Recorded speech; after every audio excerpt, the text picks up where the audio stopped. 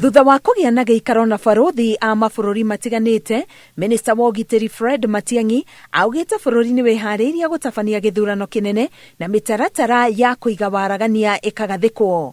As a country, we are ready to proceed and facilitate the IEBC to conduct elections.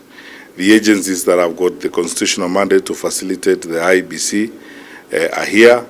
As for the conduct of the general elections, that is the matter of the IEBC because it's an independent constitutional institution.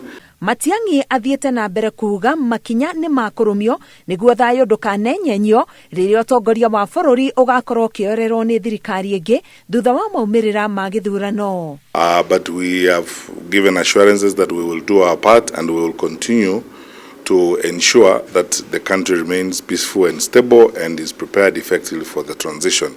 Oho nĩ marĩrĩirie ũrĩa bũrũri ũrathiĩ na mbere gwĩcokanĩrĩria thutha wa gĩcunjĩ kĩnene kĩa wonjoria kũhotomio nĩ mũtuthũko wa mũrimũ wa COVID-19. This morning about the overall trajectory of Kenya's sustainable development journey, despite all of the major challenges that this planet is facing, the climate change crisis, the COVID pandemic, and of course the drought in the country too. Matiang'i eranĩire thayũ kũgacĩra o rĩrĩa ateti makoretwo makĩũrio metheme gũcogera ngũĩ magĩka kambeini nĩguo kũgitĩra ũrũmwe wa bũrũri.